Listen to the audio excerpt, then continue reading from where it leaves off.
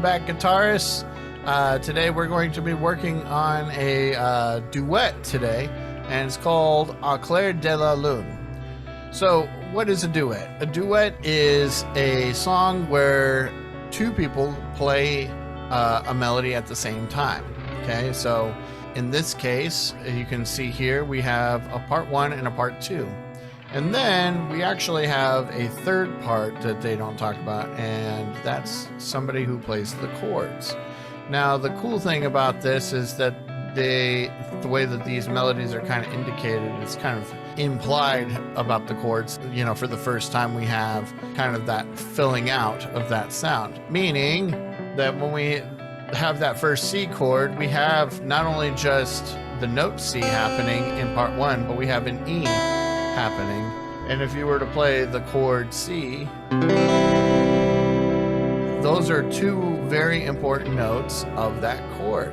So now what we're going to do is we're going to learn part one first. So the first line, we have 3 C's, then a D to E for half note, and a D for a half note.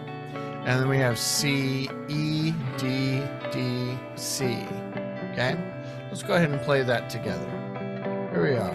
1, 2, ready, go.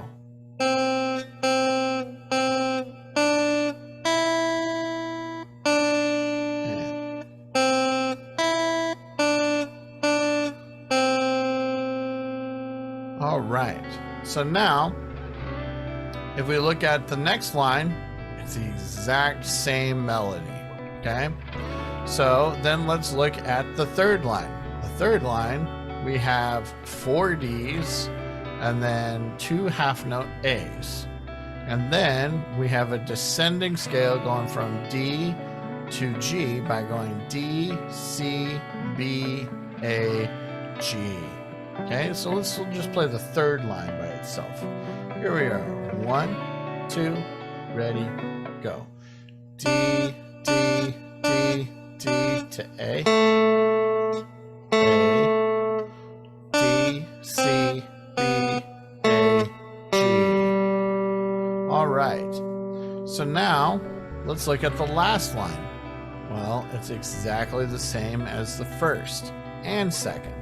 So this is actually fairly easy. We just have to repeat that same figure. So let's go ahead and take it from the top of part one. Here we go. 1, 2, ready, and.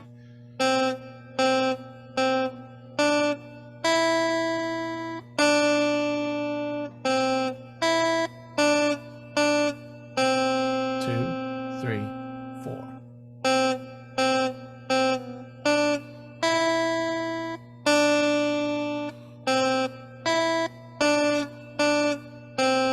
2, 3, 4.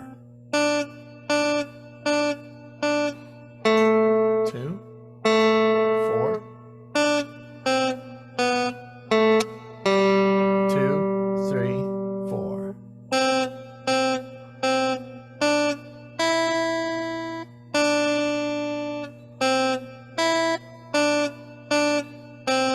2, 3, 4. Excellent job. All right, on to part two. So it's a very similar line as what we have going on in part one, except for it's a third above, meaning it's 3 notes higher. So let's go ahead and start looking at that. So first measure, we have E, E, E, F, G for half note, F for half note, E, G, F, F, E. Well, what's great about that is that it's all on the first string. Okay, so this is actually a melody that we could have done on the first string. So let's go ahead and just play that real quick. 1, 2, ready, go.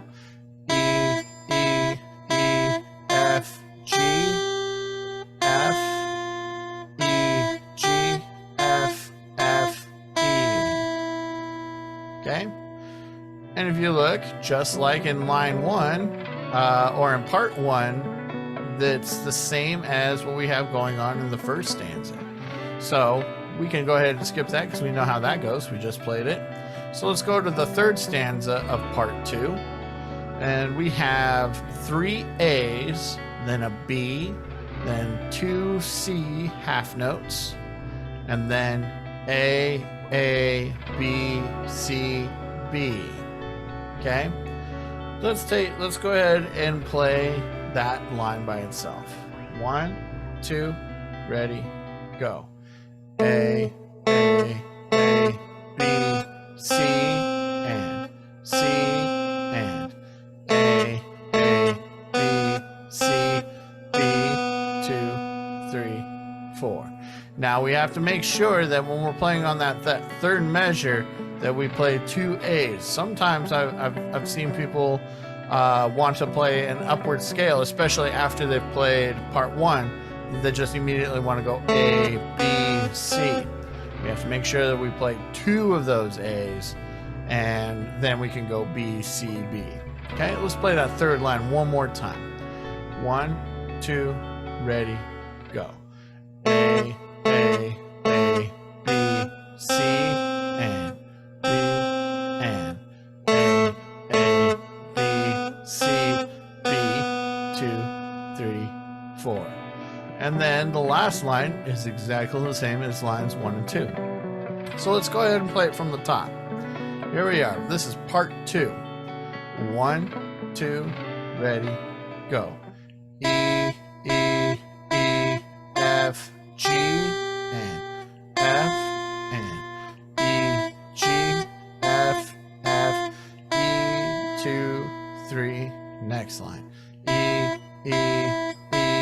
F, G, and F, and E, G, F, E, 2, next line, and A, B, C, and C, and A, B, C, B, 2, 3, next line. E, F, G, and F, and E, G, F, E.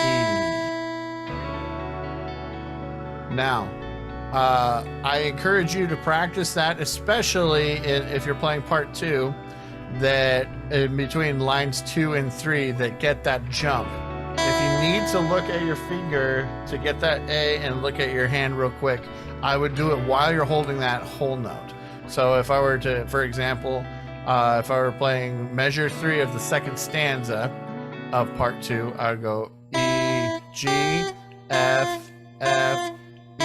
Now I look at my fingers, ready, and A.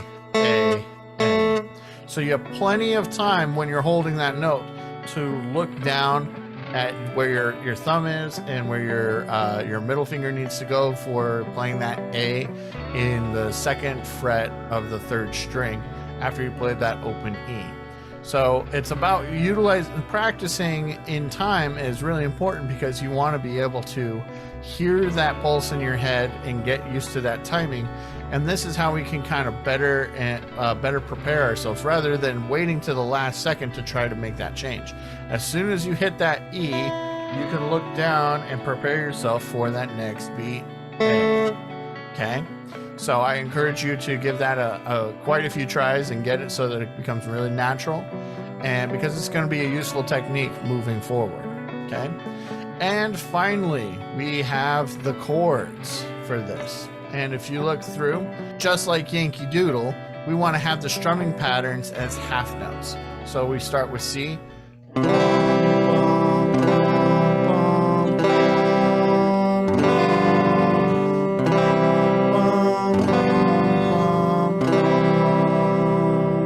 Okay, so one thing I want to point out is that you have C that happens on the 4th measure of the 1st line, but then they don't indicate it again on the 2nd measure or the 2nd line. That means we're still on C. Okay, if it hasn't been this is the first time when we've kind of encountered where a line hasn't been indicated by a chord before. So whatever the precedent was from the previous line, that's what sets the precedent. So let's try that once more, playing the first 2 lines of the chords. Here we go. 1, 2, ready.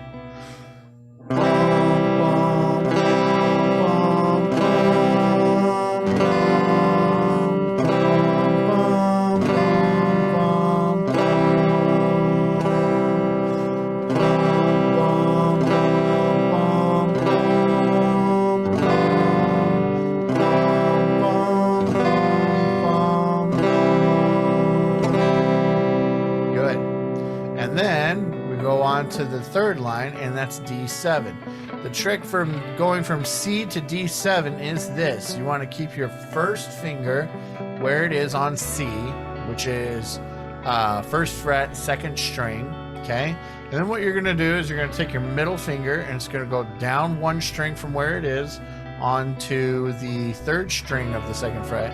You're going to take your third finger, and it's going to go on the first string of the second fret.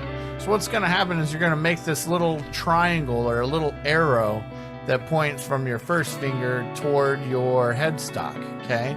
So that's what it sounds like. So we call this a common chord tone, having that middle C going from C to D7. You don't have to move that first finger. And we're going to do some songs and some exercises where we talk more about common chord tones later. So, that being said, let's look at the third line. So we have D7, okay? And we're going to do that for 6 strums or 3 measures. And then it's going to switch to G7 for 2 strums or 1 measure. So we're going to start on that D7 on the third line. Here we go. 1, 2, ready, and... Bum, bum, bum, bum,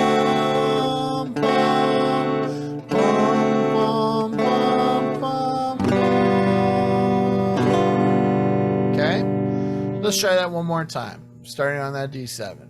1, 2, ready, and...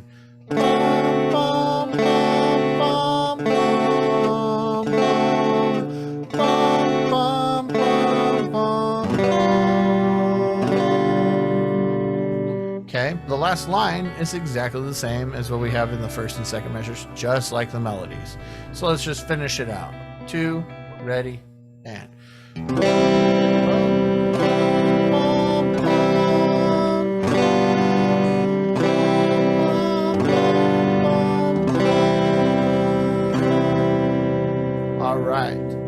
So let's go ahead and play the whole thing chord-wise, just so that we have it down and we have that extra practice. Here we go. 1, 2, ready, and...